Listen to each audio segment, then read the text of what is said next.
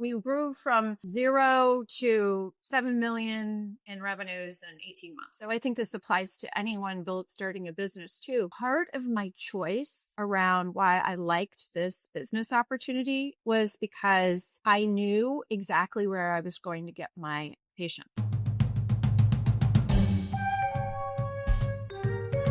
She just sold her company. She sat in a room full of men negotiating the biggest deal of her lifetime. Wait, she sold for how much? I can't even believe she managed to get double her valuation. Let's keep this just between us. Hello, my friends. It's me, Carrie Kerpen, and it's another episode of The Exit Whisperer. Usually I like a short, tight episode. I want you to be able to snack on an Exit Whisperer episode. But this episode had so much good stuff in it that I had to keep the whole thing in. So this one you're going to commit to about 45 minutes. But let me tell you something. You're going to learn so much. Coco Sellman founded a home healthcare agency after dealing with the difficulties of finding home health care for her medically fragile stepdaughter. And what you're going to hear is that this is a business that was purpose-driven, but also had a really smart business use case. She goes through the specifics of taking on investors, of what goes into a merger, and then what an eventual sale looks like. She covers it all, and it's really, really good. And so I hope you listen to it because you can learn so much from this. So much. I just can't wait to share it with you. I hope you're having the best week and take a listen. Coco, welcome to the show. Oh, I'm so excited to be here, Carrie. What a pleasure. I'm so happy to be here in the Cool Glasses Club right now. For those of you who are not watching live, but are actually listening, we are in similar glasses, except that Coco's are cool and red and mine are black. So really not quite as cool. So her glasses game is on point. We can switch. We can swap along. Oh, if only we could use AI to swap them. It would be really, really great. Oh, well, Coco, you've got such a great story, and I've really enjoyed getting to know you. Tell me a little bit about how you started the business, the original start. Give me how you got there. The business itself was inspired by my stepdaughter. So Amelia is 23 years old today, but she was born at 26 weeks. She was a twin, and she lost her brother when he was 2 days old, and she was in the hospital for 100 days. She had 3 heart surgeries while she was in the hospital.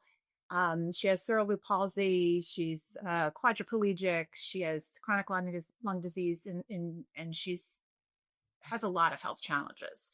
So as she grew and came into the world, her complexity grew over time. And when she was 8, she qualified for home health care. Now, I entered her life when she was 5.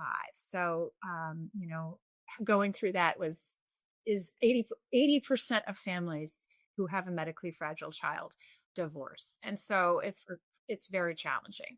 So I entered when she was 5, and she was able to get home health care with nurses paid for by insurance, but we could not find an agency who would take her because we discovered that this particular type of home health is a very specific niche, and it's very different than the regular visits where a nurse comes and goes and comes and goes.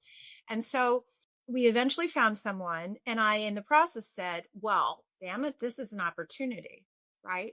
And so it created the opportunity for me to discover a little more about the business. And so that's what inspired Illume. I'll also tell you, so I'm a heart-centered, purpose-driven entrepreneur, but Carrie, I'll also tell you that I look carefully at the market. And I knew that home health was there were still lots of mom and pops out there, but it was consolidating. So I knew that there would be opportunities for exit.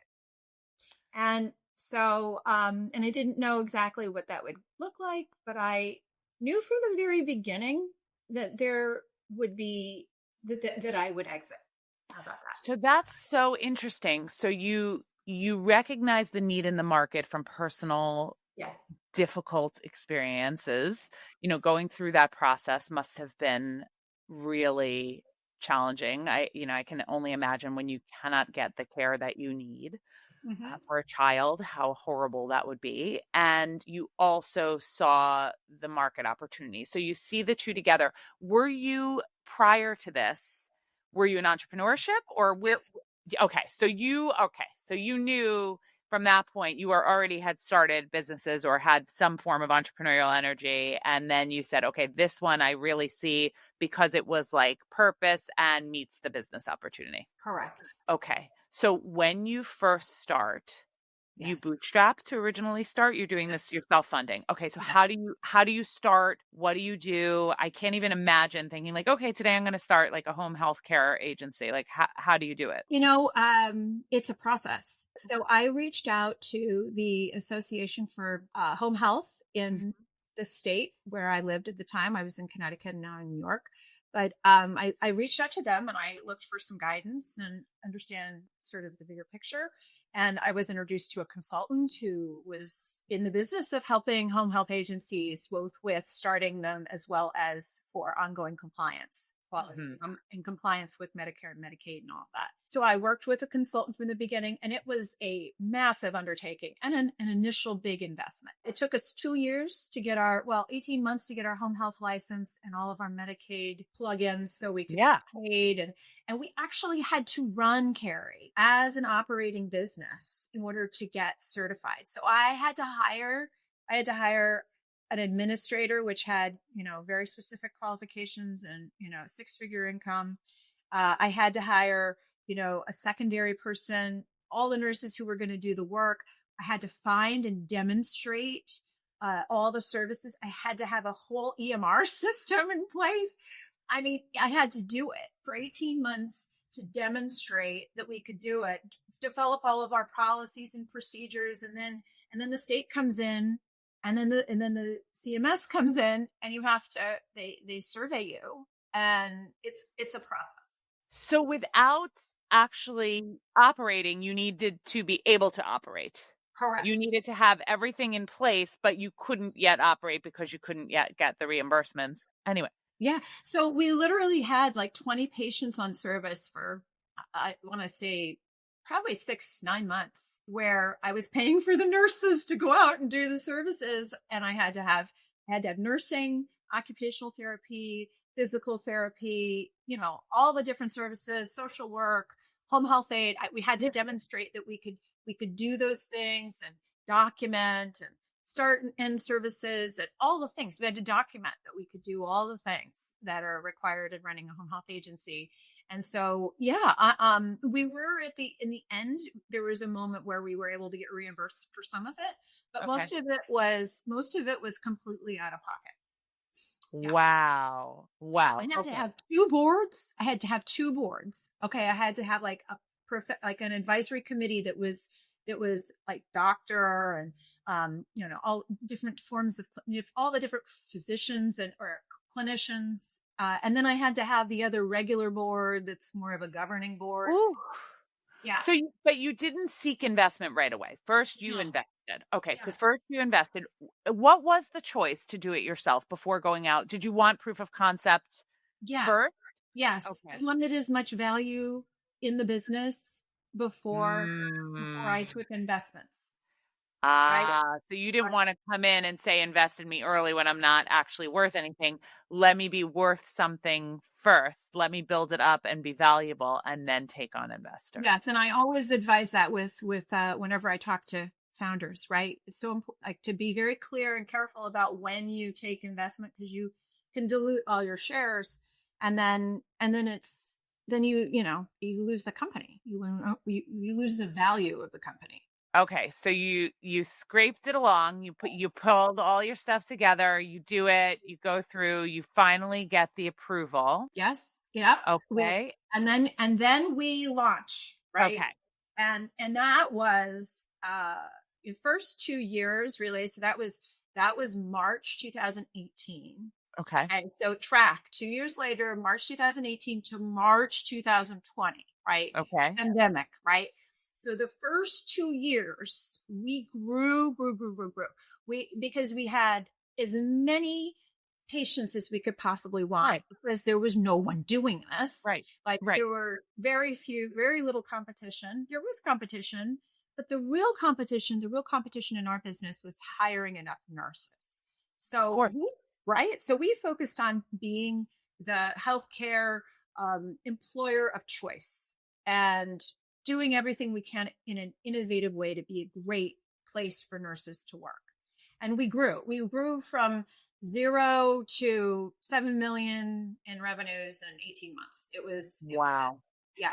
And so your positioning and your differentiator where nobody was doing it, this was caring for like medically fragile children and medically fragile adults. Is that the differentiator versus like a VNS, a visiting nurse service that just comes in and does like the basics? This is more care for people who need a deeper form of. Yes, exactly. And Carrie, this is also, I think this applies to anyone starting a business too. Like part of my choice around why I liked this business opportunity was because I knew exactly where I was going to get my patients. I had like there are 3 hospitals Right. in the state of Connecticut where Right. they have these kinds of fragile children and adults. And so I knew that they were desperate for an agency that would take people to, a lot of times they would stay in the hospital for months and even years because they couldn't go home because they didn't have an agency to provide for them Right. at home. So they got stuck in institutional care. So I knew that I could go in with a seasoned administrator, right? My person on my right, they weren't selling to me. They were selling to the seasoned administrator who was an RN and been in home health for, many, many years. And so we would go in and we just shared what we were going to do and how we were going to do it. And they just immediately started sending patients to us. The moment that we would take them, we had as many as we wanted. Wow. And then it really was like, how do we create enough nurses? And so my focus was building a marketing system that would hire and retain 15 nurses a month. So hire 15 nurses a month is a lot, right? A lot. Because it's a lot, right? Wow. And maintaining the quality. And like you say, having employer of choice and working with this population, it takes a certain type of person. Right. Well, and that's how much I needed to do in order to make sure I didn't run out of money. Right. Because the cost of my expenses were high. Right. So my top line, while sounds great and sexy, it didn't cover my costs. Right. Because I had to have seasoned people running the administration. I had technology that was expensive. I had billing that was complicated, oversight. So I had to grow fast. And when I'll tell you a funny story. I was at a private equity boondoggle and they were interested in buying Illumine. I was standing around with some guys and, it was me, the only woman, of course. And I think I shared this, that I grew from 0 to 6.5, 7 million in about 18 months. And the guy there looked at me and he said, "That's impressive." And I was like, "Really?" Because my plan was to go faster. So I didn't think about it. The whole time I was in it, I was like, we gotta run. We can't run out of cash. Yeah. Well, because I think for you, because it was so cash intensive and because you put the 18 months in prior, I completely understand why you would be running at the speed of light and completely freaked out about cash. So at what point did you decide, you know what, I'm going to take on investors for this? Like I've done it as much as I can. I'm going to bring on investors. So it was in the middle of that run. Okay. Right. Okay. And it was, because who first said it, but growth sucks cash. Yeah. So you can't grow top line and bottom line at the same time. Like you can't grow your profit while you're growing your revenue concurrently. Like if one's a rocket ship, the other is going to suffer for a little bit. Yes, exactly. So we, the strategy was to grow. And so I saw that we had some systems that were running and I felt, that we could, if we kept investing at a higher rate, that we would get there faster. And then in the end, we would actually lose much less money because we were getting there faster and, lose less money in the beginning. That's right. I took on an angel investor and somebody that I'd known for a long time and had a relationship with. So and that's who became our partners until we merged later, and then we took on more partners. But that was a perfect investor. Like I had the best investor, and I know like so many people have challenges with that, and I was extraordinarily fortunate in the sense that I had a great investor. So, Coco, what do you think makes a perfect investor? What makes a great investor, from my experience, is that this was a person who really cared about what we were doing and cared about the mission of the business and the bottom line. This was a person who had lots of money. This was not going to make or break them. This was not a scared investment. This was an investment that they were very excited to make. Yeah. And they weren't worried about it. Had they invested before? Had they invested in other things before? Yeah. See, I think it's really important, especially a lot of women I know who, when they're starting out, and of course we all do, right? Like, and especially if institutional capital is challenging, you go to friends and family. But a lot of times if friends and family have not invested before and don't have gobs of money, it's a really big deal for them to invest in your business. And so it becomes the pressure and the amount that you have to like report to them is higher. Yes, that's correct. That's correct. And so, I mean, I think those were great things. The other thing that was also important for me and at the time is I didn't know when we would exit. And this investor didn't care. I mean, right. So the plan was to grow, to get to break even, and then share in distributions. Yep. Rather than have the bulk of what that investor made be at the close, at the exit. So it wasn't just the end that they'd get the bite of when you sell. It was that you were doing profit distributions once you got correct. The true partner. So that made it so that we could keep the business for many years and then sell. We had a lot more choices about, or we could even take on another partner and become a platform. And we had lots of options. And so this was a great investor. And I won't say that it's easy to find an investor like that. Right.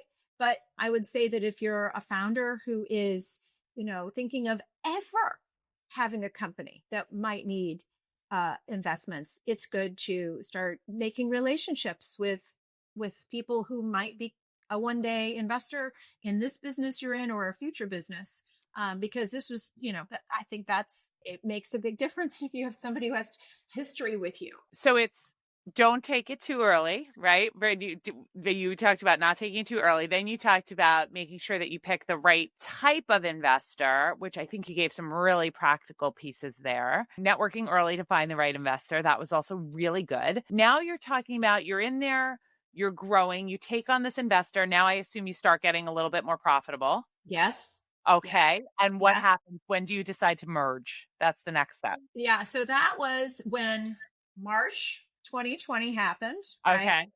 So my growth strategy up to that point was hire nurses and bring babies home from the hospital, right? That was how we grew, And so when we hit the pandemic, the ability to hire nurses started to diminish. In 2020, it was bad, but it wasn't terrible.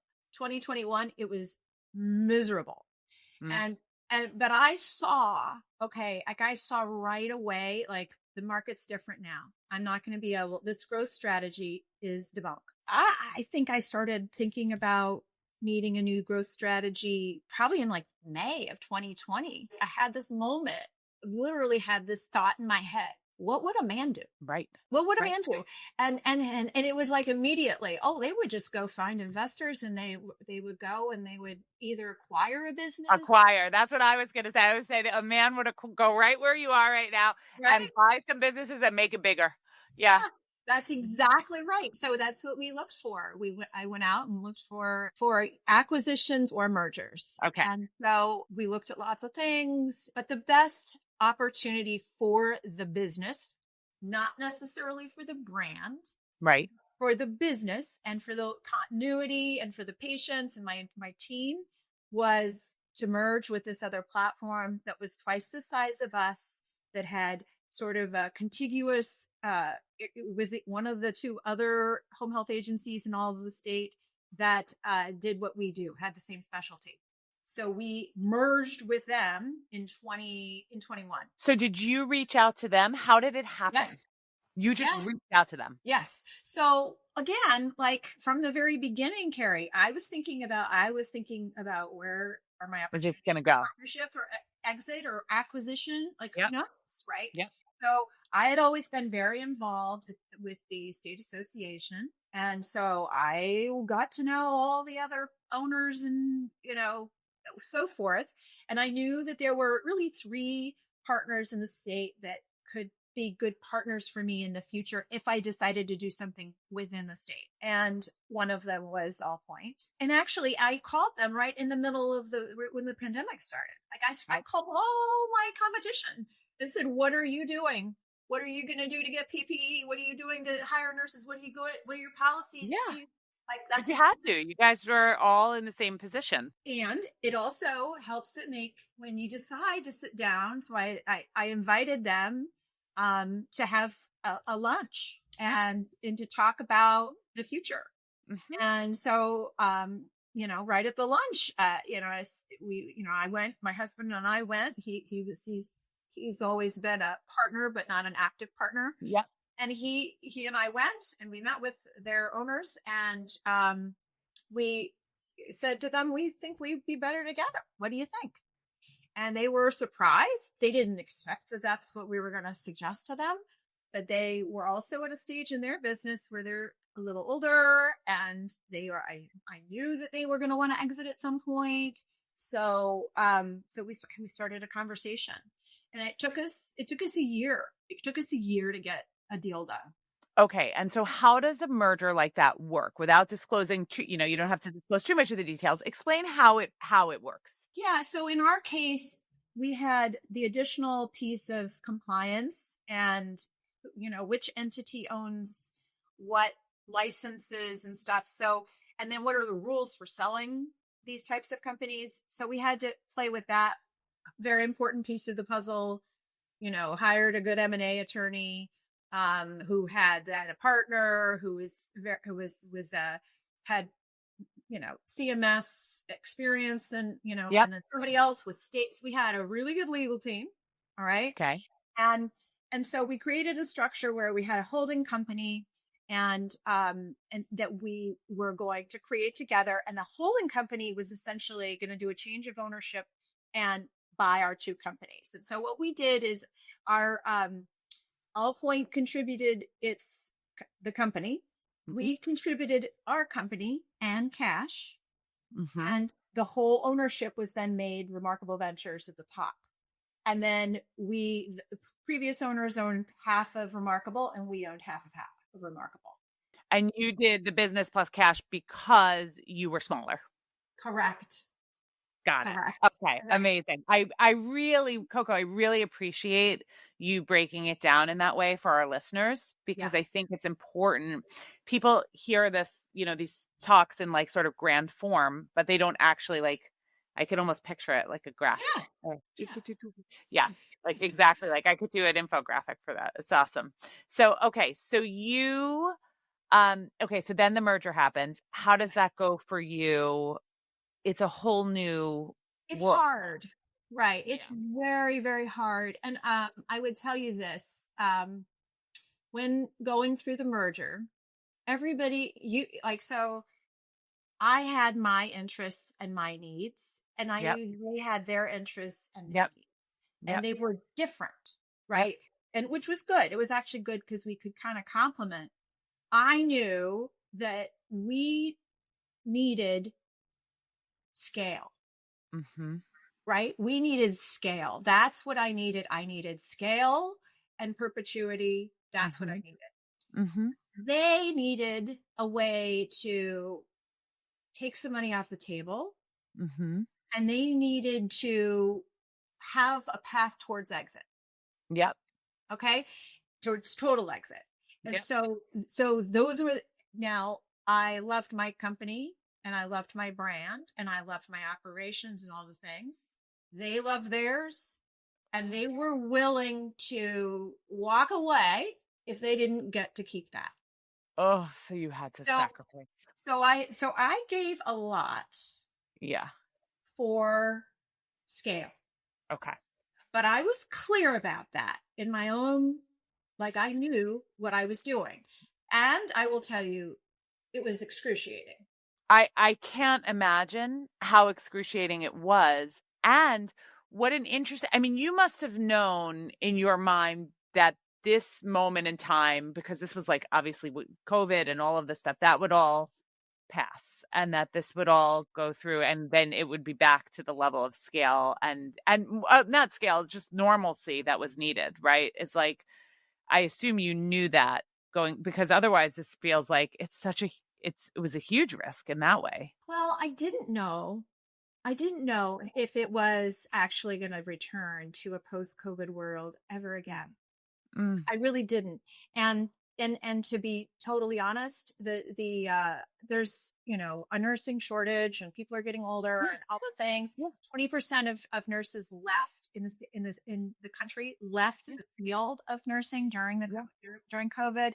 And so really truly the market is different for hiring nurses today versus in 2000. So it never really returned exactly the way it was. No. So it is a different, I don't regret it. I don't, but I'm not going to lie to you. It was really, really hard. And the other thing I would tell you is that we're like my partners are really good people. And we had very, very common beliefs around what patients and families and nurses need, but how we operate was very different. How quickly did you realize that? Did you realize it during the process, like leading up to the merger? I did. And you sacrificed it for scale. I did. Mm. I did. I did because Carrie, I had a responsibility to my investors and to my family. Yeah. Right. I needed to secure our investment. And I also knew that if I didn't find another right partner, and these things don't come together, just like, right. I'm going to sell my company or I'm going to buy another company. These things take months and years. Yes, they do. They do. And I did not I knew it was a calculated risk. I remember my husband didn't see it the same way. He just saw all of us getting along and agreeing on things, but I could tell the post, and I didn't even reveal it to him because I knew he would try to be my husband and protect me. Yeah. But I knew it, and I knew. And I would tell you that it was one of the most profound rites of passage as a leader to make those really tough decisions and do things that I didn't, that were really hard. They were very hard. Yeah. So the merger, post-merger, I think they weren't on the same page about what they wanted me to do. One of them really wanted me to just take over and be the CEO and they could retire. The other one didn't. The other one was really not ready to let go of anything. And so the reality was once it happened, there was very little flexibility on any change. And my team, so we decided we would keep all the administrative team from both sides and find a place for everybody. The challenge was that my company was very tech forward. Yes. It had always been built so people could work from home. And if they had kids that needed to be picked up or they had, doctor's appointments to take their children to or whatever it was, it was fine. Like, and I had my weekly dashboard with everyone. So I knew the numbers, everybody's performing. I wasn't worried about people not doing their job. They were everybody in the office every day, all the time. A lot more, a lot less structure, a lot more paper. They weren't able to run that way. So when we merged and my team wanted to be able to work from home, that was never even an option because their systems were so still on paper that they needed to be in the office and they were inflexible about that part of it.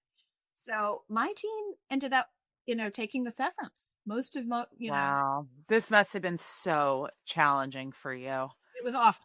But I get that you did it for scale. Okay, so where does that scale lead? So you'll love this. 2 weeks after we closed on the merger, I had been doing all of this advocacy work to increase the Medicaid rate so we could, basically raise our price. Right. And so I was on television, and we did like a press conference, and we had all these, I had Amelia with me, so we were on television and going to in front of the in Hartford, in front of the Capitol building, and we had a whole bunch of families calling the governor's office, and they were calling me and saying, please make them stop. What do you want? And finally, so 2 weeks after, we get a 31% increase in Medicaid for this area of. Oh my gosh. Yes. So that I would never have predicted. Right. So, yeah. Right. So now the value of our company has just gone up. Yeah. Right? A lot.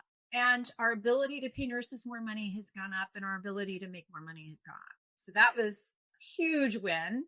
And that was the moment when I went, I wonder if I should have stayed by myself. Then a week after that, the president and CEO of Connecticut Children's Hospital called and said, we saw you on television with your daughter.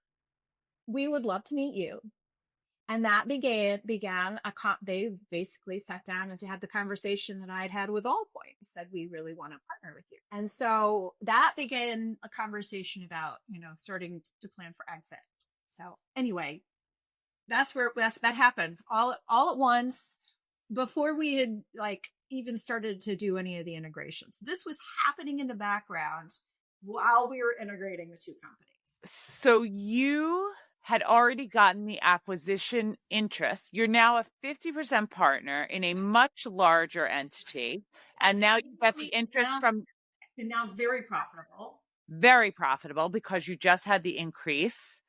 And now the Children's Hospital calls and is interested in an acquisition. Yes. So, wow. So then it was like, okay, well, this is actually the perfect exit for us as partners, like for our new entity. It was a really perfect exit because. Well, they wanted to exit anyway. They were getting older anyway. They wanted to be able to exit within 3 years. And there was an option for us to buy them out. What was the time frame between when you closed with Children's Hospital? What was the? So we did our merger in 21. So July 21, we did our merger with Allpoint. And in October of 24, we closed with Connecticut Children's. So it took a long, long time. Well, of course. Right. And part of it was, we're not ready to talk until we have our synergies. Right. Right. You had, yeah. You had to. Right. We haven't integrated the two companies yet. We have 2 EMRs. We have 2 administrators. We have 2 of everything right now.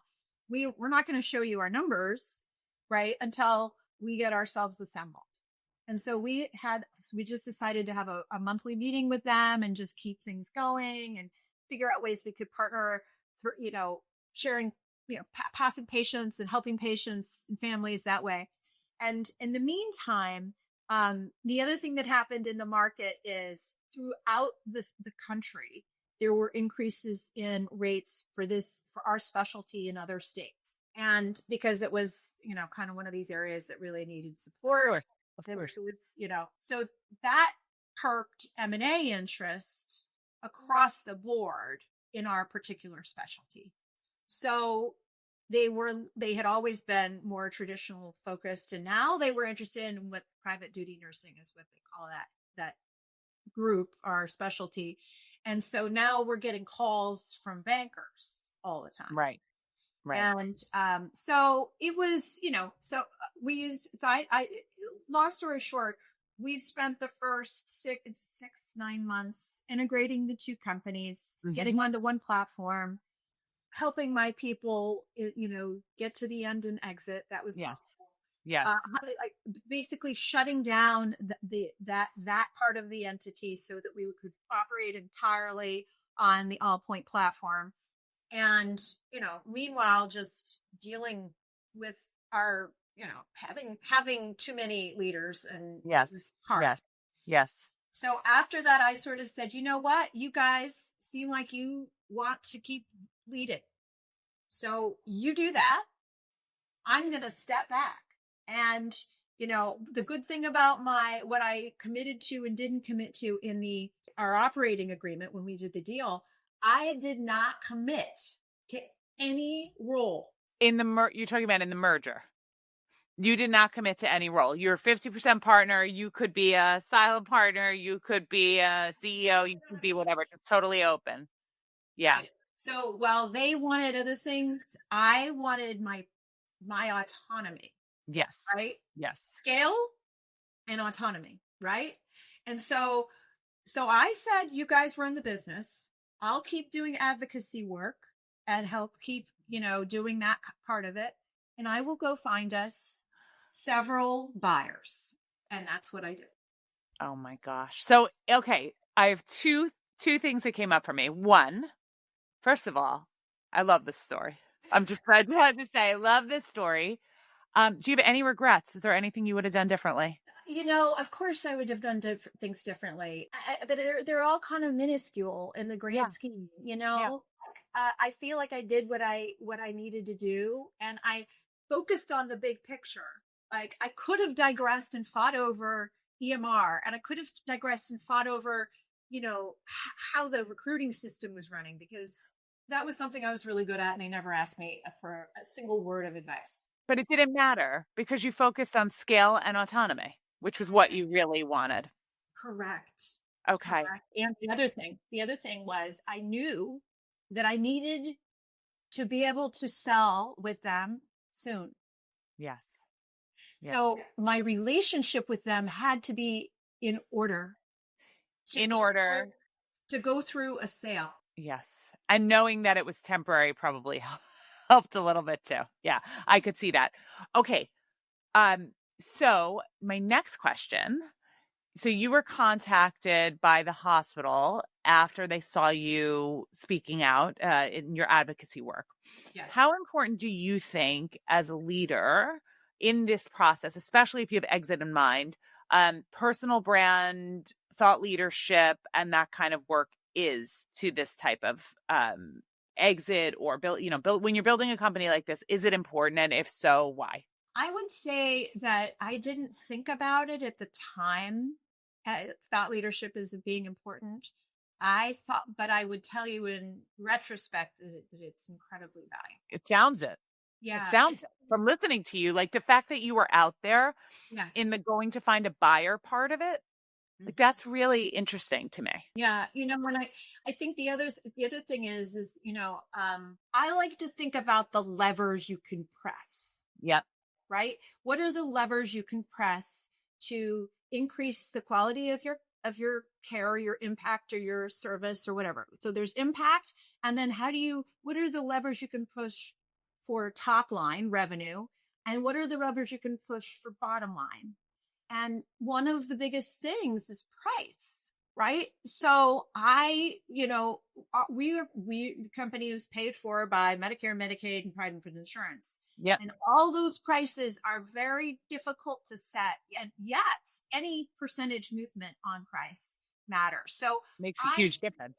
Right. So my thinking on it was that, okay, clearly where I need to spend the vast majority of my energy and time is on recruiting, because that's how we're going to grow. Right.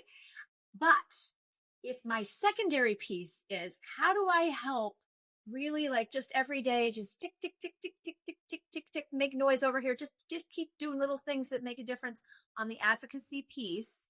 I could play a bigger role. I could have a bigger voice. And I quickly learned that on a state level, and I tell people, founders, all the time, especially if you're in a regulated business, you have a voice. Yes. And you can quickly have a voice, and you can affect both the pricing, the opportunities in your state, as well as whatever restrictions or so for me, it was very important. And I'm still very, even now, involved in the healthcare, in Connecticut Association for Healthcare at Home. Even now, I was just testifying last week for higher Medicaid rates.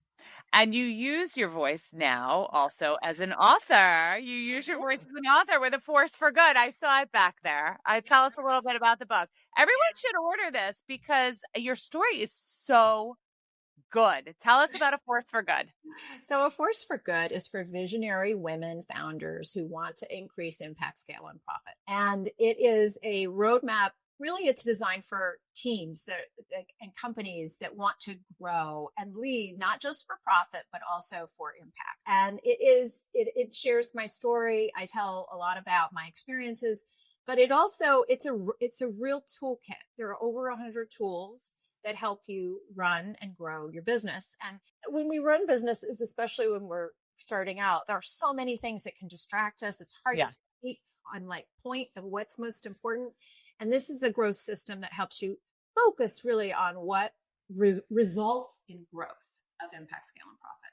So, well, Coco, even just sitting with you for this past half hour or so, I feel like I've gotten that from you just sitting here for 30 minutes. So I can't wait to read the book. Cannot wait. I hope all my listeners go out and pick up A Force for Good by Coco Sellman. And Coco, thank you so much for coming on the show today. Oh, thanks for having me.